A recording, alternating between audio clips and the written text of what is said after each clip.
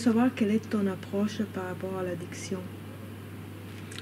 Georgia, j'écris là-dessus, c'est ma thèse de doctorat.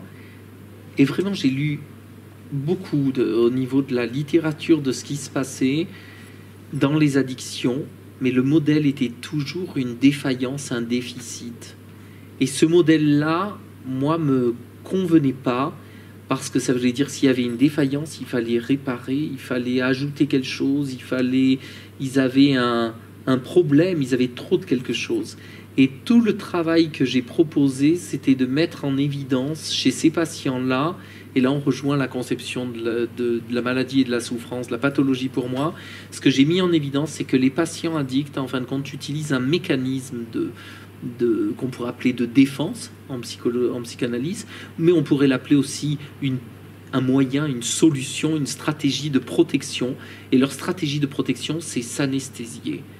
Ils sont capables de s'anesthésier avec les substances qu'ils utilisent ou de se produire des sensations, parce que la problématique est une problématique de régulation. Ils ne savent pas gérer leurs états internes, c'est-à-dire que, ayant traversé des expériences qui sont des expériences trop fortes pour eux, mais trop fortes dans le haut ou trop fortes dans le trop fort en bas, trop basse, ils se retrouvent comme figés, sidérés dans ces expériences. Et comme dans une expérience traumatique, ça les dépasse, ça les submerge. Et leur seule façon, au lieu de régler par de l'interne, ils vont s'en remettre à un objet extérieur. L'alcool, l'héroïne, la cocaïne, l'alimentation, l'anorexie. Ils vont chercher à l'extérieur un moyen de réguler leur insupportable interne. Et chez certains patients, on va avoir quelque chose comme d'une anesthésie, d'un arrêt, d'une immobilité, c'est-à-dire comme un mécanisme presque de dissociation, de coupure face à l'insupportable d'être vivant, de vivre.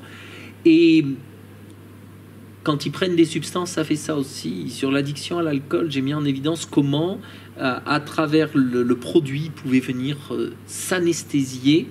Et quand ils étaient trop anesthésiés ou trop bas, ils pouvaient produire un état d'excitation, un état de mise en mouvement. Mais ils le régulaient toujours par de l'extérieur.